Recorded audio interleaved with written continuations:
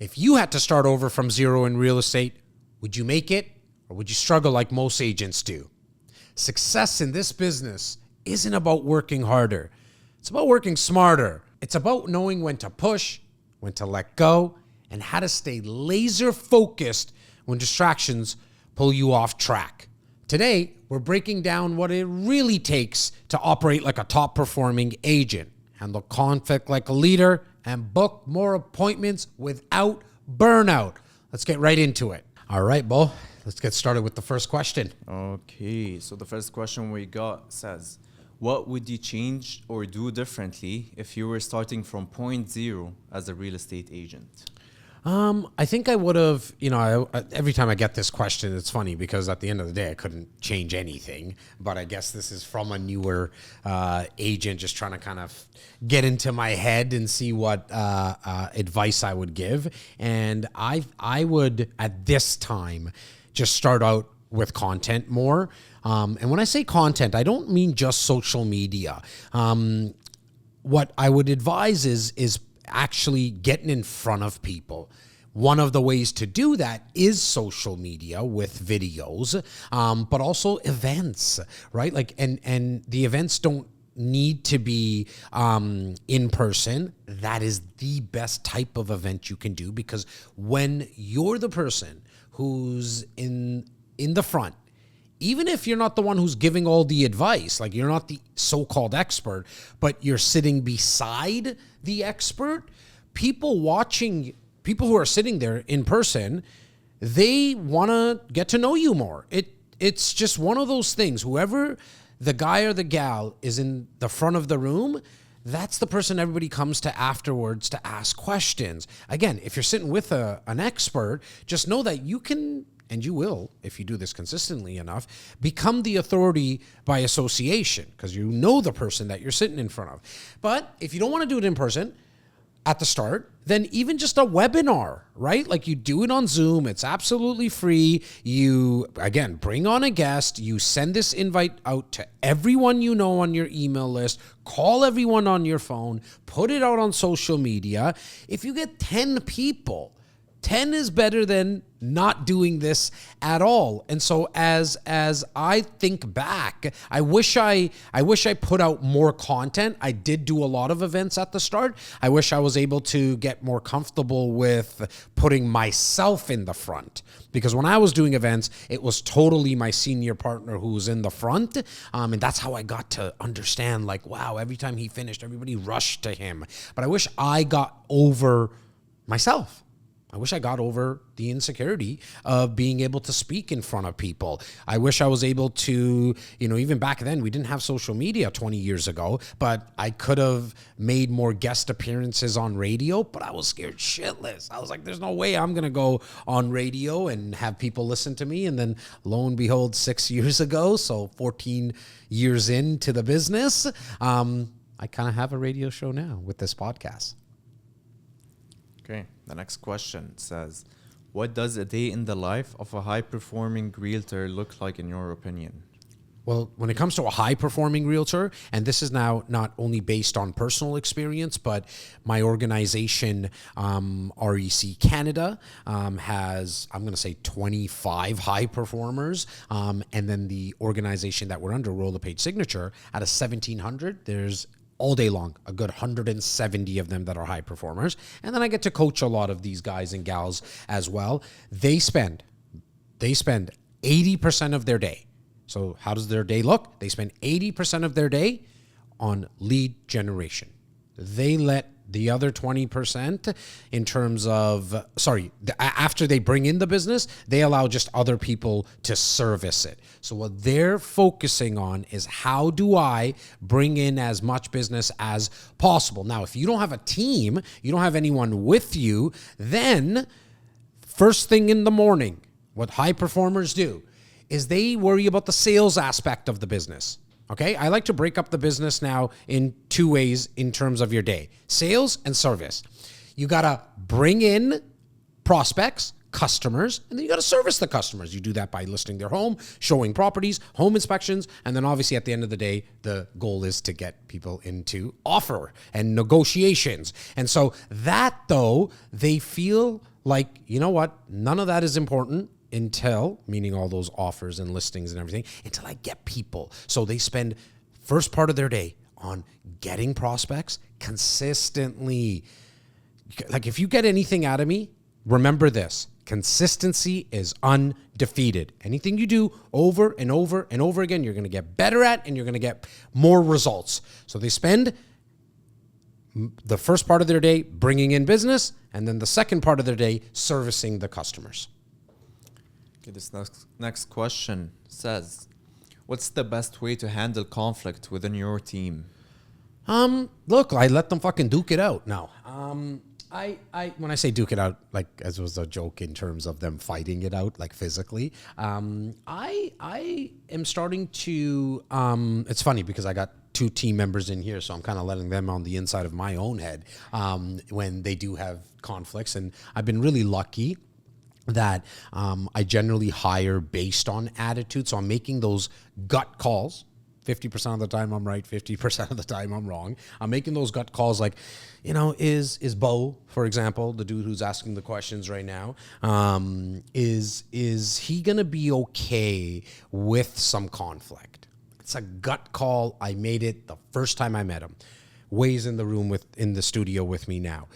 I made that same gut call.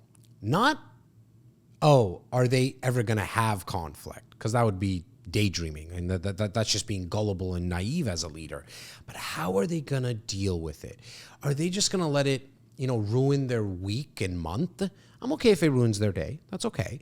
And so the way that I deal with it is, first, when I'm hiring people, I'm making that gut call. I always ask the question about siblings, because I just feel like if you've had siblings, brothers, sisters, you're kind of used to conflict. And what you realize with siblings, if you're somebody who has a sibling, as you watch and listen to this, you probably know, like, yeah, you've got into conflict. You didn't kill each other, hopefully.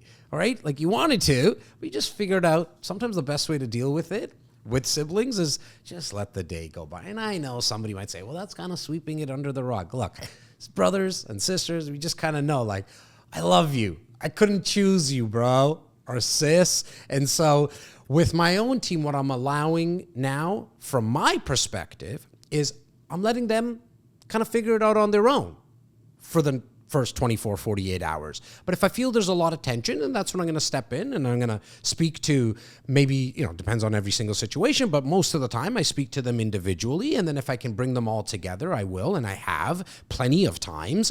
But as I mentioned, based on who I'm hiring and how I'm hiring them at that early stage, they generally figure it out on themselves. They figure it out by themselves. There's been situations when they didn't, and I had to step in, and it's not blaming anyone. It's just trying to get both sides, trying to get them to understand that, look, you have your own perspective, right? Like, you're only seeing life through your own glasses, and I want you to try to put yourself in the other person's shoes.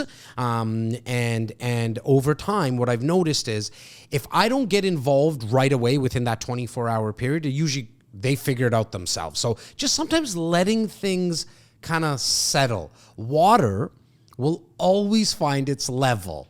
I feel like conflict within team members, if you hired well at the start, and again, you're going to get that wrong. If you hired well at the start, they'll be able to figure it out on their own. They're adults at the end of the day. I know we're, as adults, including me, we're just big kids. We all kind of want recognition. We all want a pat on the back. We all want to feel like we're needed. I mean, these all are important. You know, if you look at the hierarchy of needs, Maslow's, I mean, feeling like you're part of a community is like high in that list, right? And so my job is to make sure that everyone understands that we are all an important part of the process. None of us are bigger than the actual team, including me as the leader, including the guy that's probably putting in not only majority of the hours, which I should because I get paid the most, but also the one that takes it all home. I'm not bigger than the team because at the end of the fucking day, I can't do half the shit that they do. Well, actually more. There's probably more that like what Bo does and what Wei does and what Alex does and all these people on my team, and then callers and all that kind of stuff. I can't do that anymore. Like I can't make the calls that Z makes or Tyler makes. I can't do that anymore because I don't have the time. So I need them. I'm not bigger than the team as a whole. Individually, we are all a very, very critical part of the success and the failure. And I emphasize that because it's important, because what I've learned over time is that you also have to allow people. I took it all, like in terms of all the failures, and then I always gave away the success. Because it was like, look, it's all of us who got this. On the failure part, I was like, it's all my fault. It's all my fault. And I truly believe at the end of the day it is, because I also hired these guys and girls. And so, however, I like now allowing Bo to feel the failure because it's going to help him in his growth, not only in the job, which will happen, and his productivity, but in his life. He has to also take some lumps sometimes because that's real life. You know, I got 11-year-old, 9-year-old, and anybody who has younger kids, you know the number one thing that they say. Life's not fair. Or what, sorry, I apologize. What they'll say is, it's not fair. It's not fair that he gets to do this and watch this and go here and do this and I don't get to eat this. And I understand, boys. Life's not fair. I'm preparing them right now. Life's not fucking fair. And I like to live by merit in terms of if you're good, you're going to stick with us. If you're slacking off too much and you're just not taking what we're doing seriously, it's not because, oh, I'm the boss and it's like time to get rid of you. It's more like, look, man, you're not happy here. So maybe I can help you find a place that you're happier. And then I put some good positivity out in the world. And then I can go get somebody else that wants to sit in the seats that are at our office. Okay, the next question says, you said sort, do not convince in your last episode. How do you do that? Well, I love the fact that we're getting some follow-up questions too. That's pretty cool. Sort, don't convince, okay? Because I think the number one question I've gotten from real estate agents and any salespeople in general is, how do I convince the customer to buy? And I get where it's coming from. Essentially, the question's coming from when they ask me that, like, how do I do more deals? How do I convert them? What I've always had as my thesis in sales, okay? And, you know, it's been 32 years. So I'm going to say I probably learned this exactly 20 years ago from my senior partner / mentor, which was, instead of convincing people, just sort for the ones that are ready. Now, for some of you, you'll have a problem with that because you don't have a lot to sort from. But that doesn't mean that you try to convince people, because we're too smart now as human beings. We know when someone's being pushy. We know when we're being manipulated. We know when someone's trying to convince. And so what I have done, and what I'm going to coach you on right now, is why not worry about the problem that you actually have, which is that you don't have enough people to sort from. See, for me, when I'm speaking with a client and they decide that they don't want to work with me, I just move to the next person. Because, you've heard me say this a lot, because I spend so much time in bringing in new people on a consistent basis, to me, it doesn't matter when one person says they don't want to work with me. So the real problem that we have is that we don't meet enough people in this business. It's a sales business. You got to meet more people. And I guarantee you, like speaking out of 32 years of experience, and I wish I did this earlier, right? Which was when I acted like to a prospect that I didn't need them, they actually want to work with me more. It's why in one of my scripts that I use a lot is, let's sit down to get a better idea of what you're looking into accomplishing and how we might be able to help. I hope you caught me emphasizing the word might. I actually then go as far as saying to the person that I'm speaking to in person or on the phone, or even in social, like DMing, person that I'm speaking to, I emphasize the word might because I'm not sure if I can even help you. I'm only going to be able to determine that if we sit down, and so I get an idea of what you're looking for. What that does psychologically to the person you're speaking to is, why is he saying might? Like, why can't he help me? Do I not qualify? What is it? So I leave it quite vague because on the flip side, everyone they speak to, generally speaking, in terms of a salesperson, is like, I can help you get 7. You should buy 4 of them. And they're just like pushing and pushing. So it's almost like a breath of fresh air when they meet someone like myself. And I'm not the only one who executes on this. But it's like, oh, you don't kind of want me. Look, the best example I can give you is when you're trying to, what's the word I'm looking for here? You try to pick up a date, right? You're at the bar. You're at a high school dance, whatever it is. If you look too needy to the other person, they're gonna know that they kind of got you. So it's like, okay, I kind of got this guy or this girl in my back pocket right now. Let me see if I can get something better, right? But when you probably worked a lot for you, or not, where if you feel like, you know what, I don't really need you, girl. She kind of wants you a little bit more. It's like, why not me? Am I not good enough? Like, I don't have the looks. I don't have the body. I don't have the charisma, whatever it may be, right? And so I just took that thought process into sales, and by just using that word, I might not be able to help you, it has really boosted our closing for appointments. And at the end of the day, you're speaking with somebody at the first step. The next step is to get an appointment. Bo, next. Here we have our last question for the day. It says, I've been trying to follow your strategy to dedicate 3 hours a day to book appointments, but I often find myself sidetracking to other things. Any advice on how I can prevent that? Shut off all the distractions. Tell your partner in your life, tell your colleagues at work, especially if you have a team, even if it's just you, it's generally the people in your personal life. Unless it's an emergency, which if it's a real emergency, before you call me partner, you should probably be calling 911. But unless like you really need to get a hold of me, double dial me and I will answer. I go as far as turning off all the, you know this, right, guys? The little ding that you get for an email. If like you look at my phone, I have no notifications whatsoever at all times of the day. I will get to whoever it is. The one person that can get a hold of me at any time of the day is my wife. Now, she has a certain way to get a hold of me. She knows, knock on wood, never had to. Also ask yourself, how many emergencies have really come up in your life? Turn off all notifications for social media. Turn off the TV. You need a little bit of music in the background because that gives you some mojo. Great. Use it.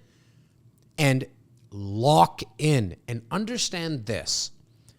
The first 5-7 days that you do this strategy of generating business for 3 hours a day, and for the full 3 hours, you don't have to make phone calls, by the way. I would say two hours of phone call, 1 hour of content creation, put it all in a nice little time slot in terms of time blocking in your schedule. That after it's day like, 21, there's been some scientific research done that it takes about 21 days to really have a habit that you could now consistently do over time. And so it might be a little sooner than for you or a little later. Make no mistake about it. If you consistently generate business for 3 hours a day, including content creation, there will be deals. You'd be the first person that in my world that consistently does it every day that they work, and you didn't have business. You'd be the first person. So the one thing that, even with the question, and it's very normal to the person who asked the question, shout out to you. It's very normal for you to get distracted because it's not the fun thing to do. I truly wish prospecting was more fun, and I try to make it fun for myself and for my team. But at the end of the day, we all just want business coming in. I get that. So do I. But in the absence of business coming in, what are you going to do? Being reactive, especially in 2025 in the real estate market, really right across North America, is not a good strategy. So you have to go out and get this done, and you just got to shut off the distractions. And here's a little shortcut as well that might help you, a little hack. That it's 3 hours. That might be long. I get it. Do it in like 45-minute chunks. But that doesn't mean you do it in 45-minute chunks. You do it for 45 minutes and then take a 45-minute break. 45 minutes and go do something, whatever you want for 10 minutes. Take a walk, go to the bathroom, get some coffee, go eat something like a healthy snack that keeps you kind of going and doesn't drain you of energy. Listen to music, go on social media, call somebody that's just a buddy of yours or your partner, whatever. And then after the 10 minutes, you put a timer on. 10 minutes, ding, ding, ding, you're off back into the 45-minute slot. Now you got a good, hour and a half in of prospecting. Another 10 minutes. Take a break, right? Me personally, I do kind of all my prospecting walking around. And so for me, that is kind of my break, right? You gotta do what's right for you. Just because I walk around while I prospect, that doesn't make me wrong. It doesn't make me right. It just makes it right for me. You got to find what works for you. You said that was the last question, brother. All right. That was episode 282 of the Jazz Takhar podcast. For you to get your question answered, all you got to do is go to meetjazztakhar.com/podcast. That's meetjazztakhar.com/podcast. Have the best week ever.